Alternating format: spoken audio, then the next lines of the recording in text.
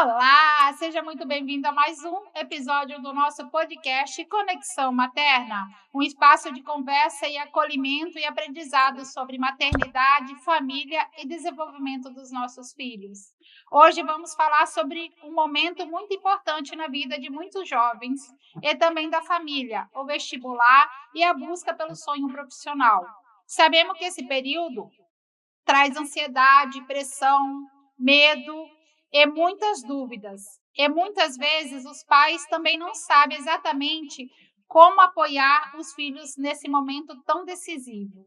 Para falar sobre isso, recebemos uma convidada muito especial, a professora de cursinho e psicanalista Silvane Moura, que também é mãe de duas filhas aprovadas em medicina e a outra em direito, e tem outra na IFMT. Tanaef, isso mesmo. Ela vai compartilhar dicas importantes para quem está se preparando para vestibular e também para os pais que querem apoiar seus filhos sem aumentar a pressão. Seja muito bem-vinda, Silvene.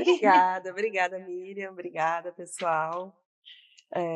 Então estamos aqui para falar um pouco da minha trajetória, não somente como professora que trabalha na área, né, mas também como mãe, né, Sim, que é também um ponto essencial que contribui para a aprovação. A sim. família hoje ela é essencial. É o apoio, né, Com dos certeza. estudantes. Silvana, antes de começarmos, conta para nós um pouco sobre a trajetória como profissional de cursinho e também de psicanalista. Há quanto tempo você trabalha com estudantes que estão se preparando para o vestibular? Bom, eu sou professora de biologia, trabalho com cursinho pré-vestibular há 23 anos, mais ou menos, nessa caminhada. E hoje eu estou na SPE Vestibulares, que é uma empresa que está chegando aqui no Mato Grosso, trazendo a proposta de um vestibular, de uma preparação diferenciada. Como psicanalista, tem 2 anos como psicanalista, que o que me chamou a atenção para essa área foi justamente ver essa pressão, esse sofrimento, essa angústia do jovem durante a preparação. Então foi algo que fez com que eu casasse, né, a sala de aula com a profissão de psicanalista. E o que você percebe emocionalmente nesses jovens? Miriam, olha, eles estão tendo que fazer escolhas cada vez mais cedo, né? E isso é algo que preocupa. Hoje nós temos crianças de 13, 14, 15 anos que já sentem a pressão de ter que fazer uma escolha e ir, né, já entrar nesse universo de aula de manhã, aí cursinho paralelo à tarde, e aí esquece de que eles são crianças, né? Eles ainda estão em desenvolvimento e já tendo que fazer escolhas, já sentindo a pressão. E tem Então, muitas crianças até que têm agenda mais cheia que a gente, justamente, né? justamente, de manhã vai para a aula, chega eh, a aula termina 13h, aí ele almoça rapidinho, geralmente as escolas já têm os restaurantes, né, eles já almoçam rapidinho, e aí já vão para os cursinhos paralelos, né, vai fazer, redação, vai fazer matemática, vai fazer biologia, vai fazer química, vai fazer física, ou seja, ele vai chegar em casa às vezes 22h. E o momento de vestibular é um momento de pressão nos jovens. Quais são os principais medos e insegurança que você percebe nos estudantes? É o medo da não aprovação e principalmente o medo de frustrar a família. Então eles têm muito isso. Eu preciso ser aprovado, porque se eu não for aprovado, eu vou frustrar o meu pai, vou frustrar minha mãe. Porque hoje nós temos as edições do Enem, por exemplo, elas são anuais. Então, geralmente ocorre em novembro, né? As duas são 2 dias de prova. Eles ocorrem em novembro. E aí o que que acontece? Se ele não conseguir aprovação, que o resultado sai lá para meados de janeiro, se ele não consegue aprovação, só no próximo novembro. Então ele sabe que ele vai ter que ter mais um ano de preparação. Um ano de preparação é um ano de desgaste, físico, emocional, mental, financeiro. Então, esse é o principal medo deles, o medo da não aprovação e, consequentemente, a frustração. Eu conheço muitos pais que sonham pelo filho, Ah, né. Tem até um conhecido meu que ele falou para o filho dele: "Você vai fazer engenharia civil". Não deixou outra opção, ele vai fazer engenharia civil, e ele queria fazer educação física. Ele fez a engenharia civil e deu o diploma para o pai dele. tá aqui, a minha missão tá cumprida contigo, né? E isso é muito, muito né, não é raro de ver, né. Não, não é raro. É importante ressaltar que os pais, eles têm sim os sonhos, porque os pais também têm uma trajetória de vida, Sim, né? Também têm sonhos que não foram realizados. sim. E a gente acaba criando essa expectativa. Não, eu não consegui, mas agora que eu tenho condição, o meu filho vai. Mas aí eu falo até por mim como mãe, faltou em mim, né, principalmente com a minha primeira filha, esse cuidado de entender que ela tem a vontade própria, ela tem a vida dela, ela tem, o tempo dela, né, então eu aprendi, mas eu aprendi errando. Hoje para estar falando aqui eu aprendi também, cometendo alguns erros. E como os pais podem ajudar a diminuir essa ansiedade dentro de casa? Olha, Miriam, agora eu falo como psicanalista. É importante os pais também buscarem ajuda para si, porque é muita pressão. São os pais que estão ali no front junto com o filho, mas provendo, né? Sim, E geralmente, eu falo de acordo com o meu público. sim. Geralmente os pais, essa provisão, ela vem com muito sacrifício. E muitas vezes o jovem enfrenta frustrações no caminho, como não passar na primeira tentativa, às vezes fica até na segunda, terceira tentativa e não consegue. Como trabalhar essa frustração e continuar acreditando no sonho? É um desafio. É um desafio. A primeira coisa, o que eu aconselho é você fazer a detecção de que se realmente aquilo é um sonho, é o seu sonho.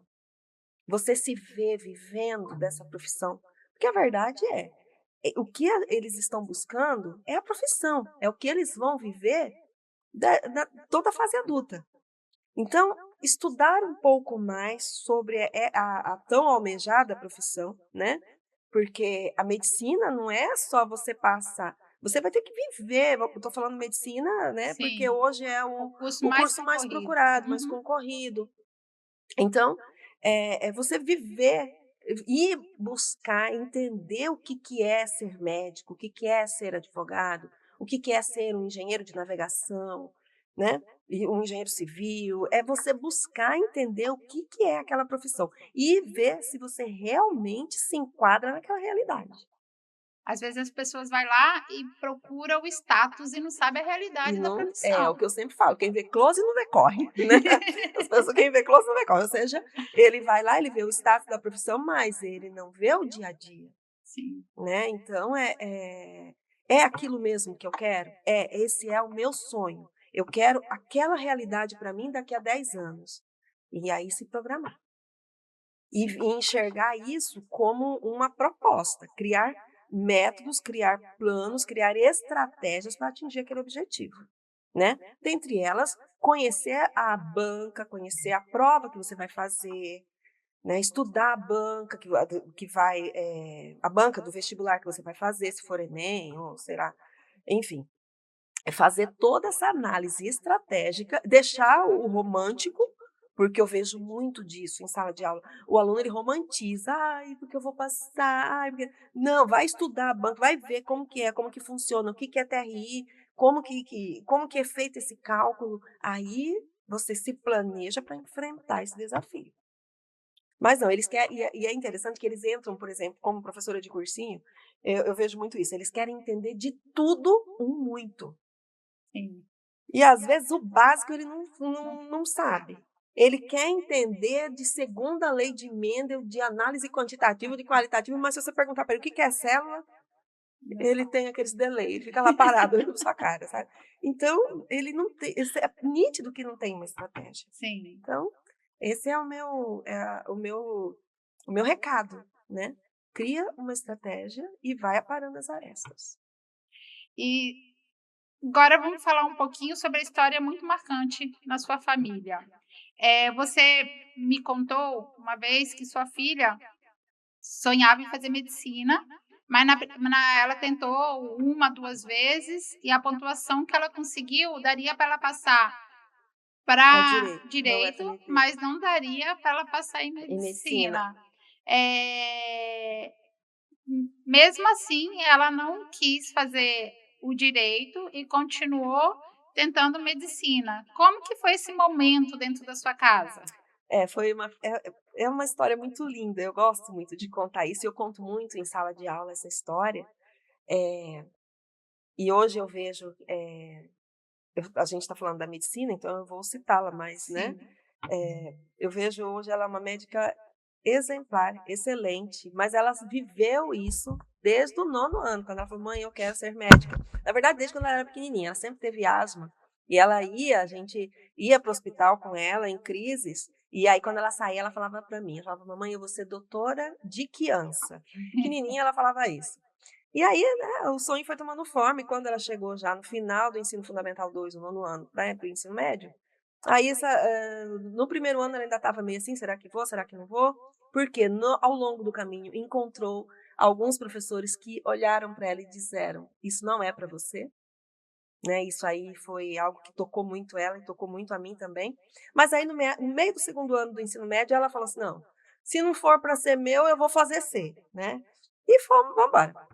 E aí ela começou, fez o Enem no 3º ano, aí não conseguiu, pontuação, no 2º ano ela fez, não conseguiu, aí no 3º ano ela conseguiu uma pontuação para entrar para direito na UFMT. Só que eu já vinha acompanhando o sofrimento dela, não somente como professora, mas principalmente como mãe. Eu vi o tanto que ela sofria, o tanto que era desgastante para ela ao longo dessa preparação.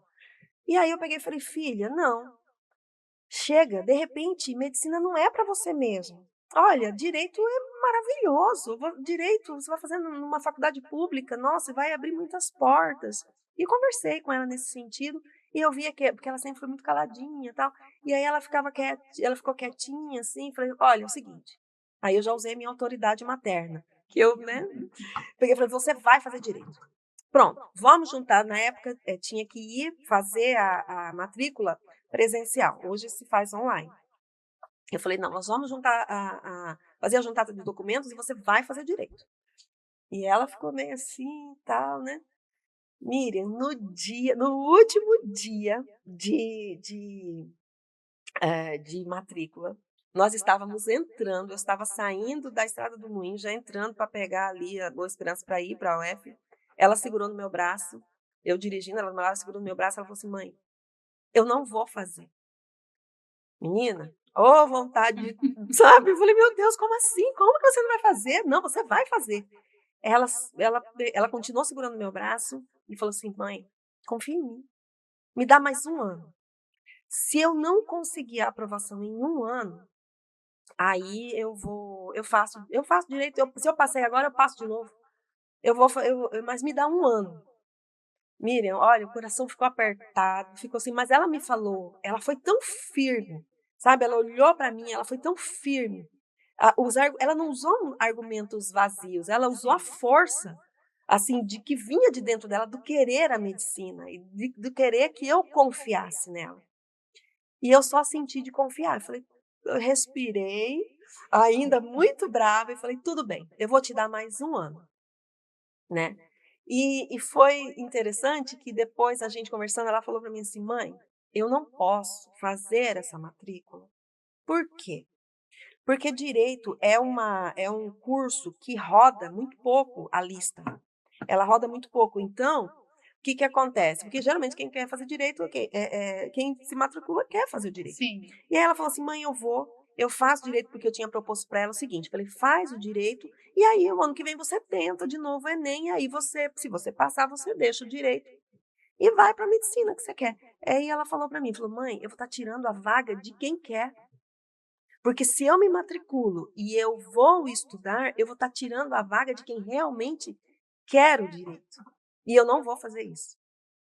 E o que é mais interessante é que à noite ela fazia, um curso de redação à noite, na aula de redação, ela descobriu que uma pessoa da sala dela estava por na lista de direito. Só que ela estava desesperançosa, porque ela sabia que a lista não rodava.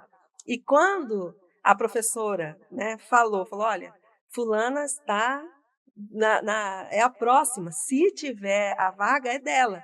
E a Ana sabia, porque ela não fez a matrícula, ela sabia que a menina tinha sido aprovada. Então a gente viu, assim, uma conspiração do universo para que tudo fluísse, né. E aí passou 6 meses, ela entrou na Unic, e ela conseguiu uma pontuação excelente, onde ela conseguiu cursar fazer a medicina na Unic com o ProUni, que é um programa do governo federal, aonde não é um financiamento, é uma bolsa, né, onde o governo oferece para que os alunos, porque também é um leilão, né, Sim. os alunos eles têm que ter uma nota boa para pleitear a bolsa, e ela acabou sendo agraciada com a bolsa e fez a medicina com o ProUni, e hoje já está há 2 anos e pouco já atuando como médica aqui em Cuiabá.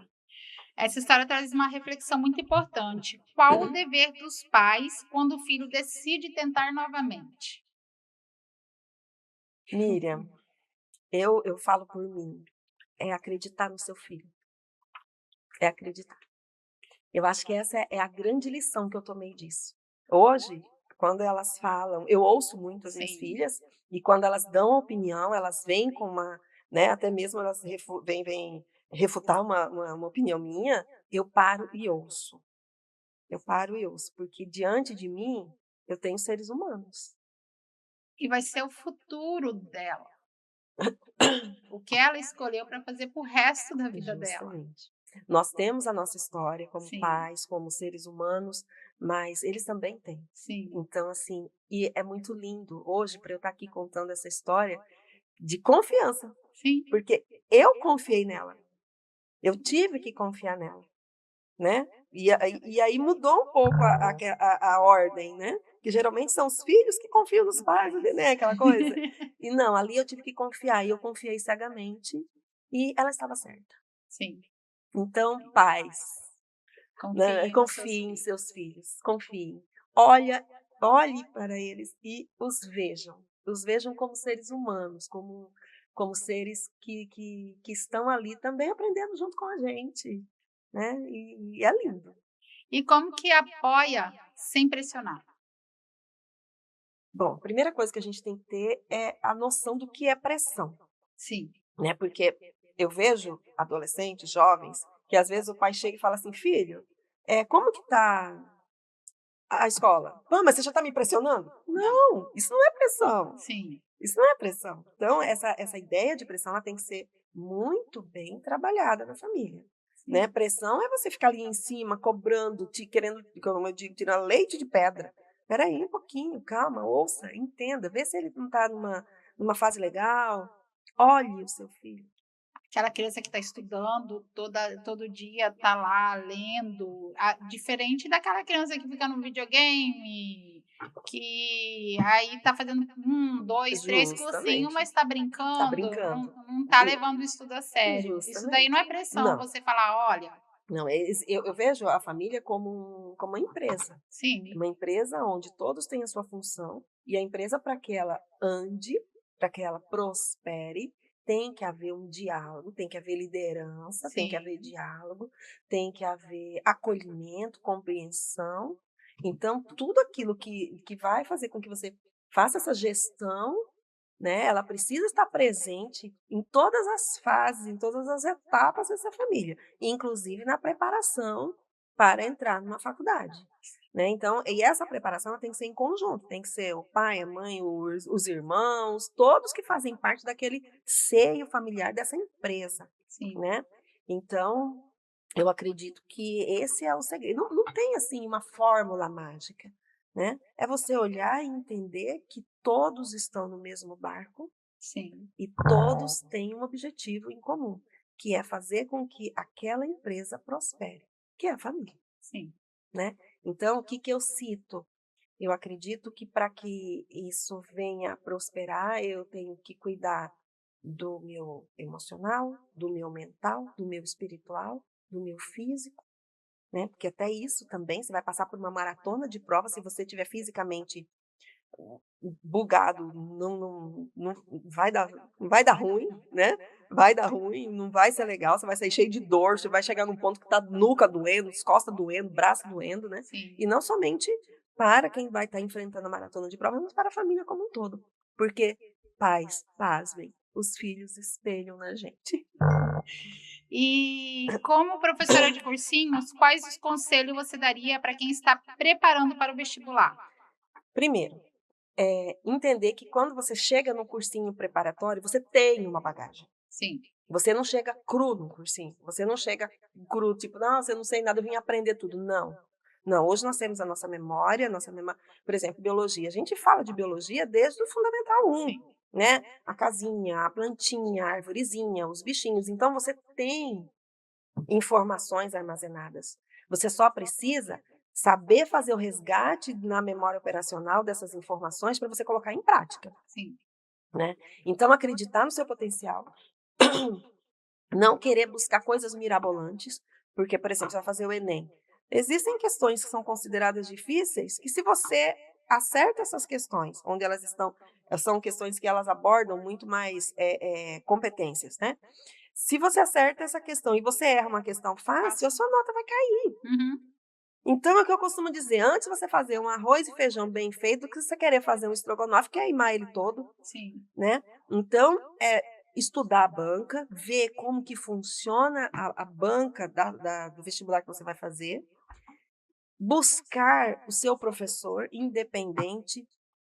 Hoje eu vejo muitos alunos o seguinte, principalmente em cursinho, ele está ali estudando, o professor está lhe dando aula, aí ele está ali com o tablet dele, mas tudo que o professor está falando, ele está vendo se é verdade, ou seja, ele não está ali para aprender, ele está ali para testar o que o professor está falando. Cara, o que vai acontecer com essa pessoa? O que a gente vê, reprova. Aí ele não consegue, aí ele fica frustrado, aí a culpa é de quem? Ah, é do professor, é do pai, da mãe, de todo mundo. Mas ele não vê que ele não buscou a gestão estratégica daquele momento de uma forma mais leve. Sim. Mas é claro, tá tenso, tá nervoso, com medo de não dar certo. Mas confia. Confia no processo, confia em seus professores. A gente está ali, a gente sabe o que está falando e sabe o que está fazendo. E como organizar o estudo? Olha, eu costumo dizer que esse tempo de organização, ele não precisa ter um tempo longo. Ele tem que ser um tempo de qualidade. Sim. Mesmo porque a nossa memória ela tem um potencial de armazenamento limitado. Porque eu tenho um gasto energético muito grande quando eu estou ali estudando, né? Então, geralmente eu falo para meus alunos o seguinte: bota uma musiquinha, que é uma musiquinha não só Suave, canção, mas clássica. não coloca uma música que tenha fala, Sim. sabe? Que tenha letra, que você tá, só que não seja no idioma que você entenda, Entendi. entendeu? Então, por exemplo, digamos que você domine o inglês, coloca uma música em, sei lá, em alemão. Você não domina, o alemão, você não sabe falar alemão. O que o seu cérebro vai entender? Que ele tem que prestar atenção no que está lendo, porque ele não domina o que está ouvindo. Porque o que você está lendo está no seu idioma. Então, o foco vai ficar maior aqui. Olha que, então são pequenas coisinhas que dá para a gente trabalhar, né? Que é o que nós chamamos de programação neurolinguística, neurociência, que se estuda na psicanálise também, né? Então, são pequenos movimentos que dá para a gente fazer essa adequação. Não fica muito, às vezes eu estou estudando lá 2 horas, 3 horas, tem aluno que fala para mim assim, professora, eu estudei 3 horas hoje, eu olho para ela e falo, ué, e daí? Você não estudou 3 horas, você fica, o seu cérebro, a capacidade de armazenamento foi no máximo uma. As outras 2 horas você estava enchendo linguiça, meu irmão, né? E sempre termine, na hora de estudar, sempre termine com questões fáceis, para o seu cérebro entender que deu certo, porque aquela questão você conseguiu resolver, você vai terminar aquela sessão de estudos com uma liberação de neurotransmissores benéficos e você vai ter gosto em estudar. Se você termina de estudar com uma questão difícil, Você vai entrar em fadiga. O seu cérebro vai entender que estudar é ruim, é Sim, difícil. Coloca as mais difíceis no início e as mais facinho no final. Porque como você vai acertar, quando você terminar as 30, você vai terminar acertando, você vai terminar com prazer. sim, Entendeu? sim. Então, é formas de driblar o cérebro. E como manter a disciplina? Primeiramente, querer o que se está propondo. Porque a disciplina ela vem com a constância, Sim, né? Mesmo que você não queira naquele dia, se você tem um propósito, você vai ter a constância. Que nem sempre você vai ter motivação. A motivação ela não segura a barra nesse processo, mas a constância segura. e como manter a saúde mental durante a preparação? Analisando a vida não somente como algo que eu preciso só estudar. Tipo, não, eu vou só estudar. Não, vá se divertir. Tira um dia na semana para assistir um filme, vai ao cinema, vai fazer coisas que você gosta, nem que for um dia na semana. Faz parte da. Cria uma rotina onde esses momentos gostosos também fazem parte, para que o estudar não seja visto como sacrifício. Porque junto com o sacrifício vem a cobrança, né? E o que fazer quando o desânimo aparece? Levantar, dar uns pulos, né? Dar uma andada e volta. Porque é o que eu estou falando, se você sabe o que quer, você segue. Me lembra muito uma história que eu sempre gosto de contar nas minhas palestras, que é um trechinho de Alice no País das Maravilhas. Né? Ela estava num caminho, aí ela encontra, eu acredito que era o gato, não sei se foi o gato coelho, um desses personagens, ela encontra e pergunta, para onde vai essa estrada? Pro gato. Aí, o gato, né? Obrigada. O gato vai e responde, para onde você quer ir? Aí ela diz, não sei. Aí ele olha para ela e diz: para quem não sabe para onde quer ir, qualquer estrada serve. Então, se você conhece para onde você quer ir, você sabe todos os sabe, os artifícios para usar para não te tirar desse seu caminho. E que conselho você daria para as mães que estão vendo seus filhos passando por essa fase, a fase do vestibular? Acreditem em seus filhos e, principalmente, acreditem que tudo acontece no seu tempo. O seu filho, a sua filha, só não será aprovado se ele desistir. A aprovação vem. E qual a mensagem você deixaria para os jovens que estão lutando pelos seus sonhos? Acreditem. Acreditem no seu sonho e acreditem principalmente que você é capaz de realizá-lo. Porque não é somente acreditar no sonho, é acreditar no seu potencial de realizar esse sonho. E se você está com esse sonho em mente, é porque você tem capacidade de realizá-lo. Então, esse é o caminho. E para quem quer entrar em contato com você, tanto para psicanálise ou para tirar alguma dúvida, como é que faz? Ah, sim, eu tenho as minhas redes sociais, Silbaine Moura Psi, e que é da parte da psicanálise, e eu tenho o Bioestuda Prof. Silbaine, que já é a parte mais da biologia, de preparação para Enem, vestibulares, mentorias e tudo mais. E tem meu WhatsApp também. Posso deixar o WhatsApp? Pode.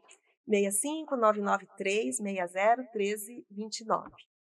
Silvane, muito obrigada por compartilhar a sua experiência como professora, como psicanalista e também como mãe. Ai, obrigada, Miriam. Eu que agradeço pela oportunidade e o que a gente puder fazer para estar ajudando, para estar caminhando junto com essa juventude, a gente faz, porque, gente, eu sou apaixonada na nossa juventude.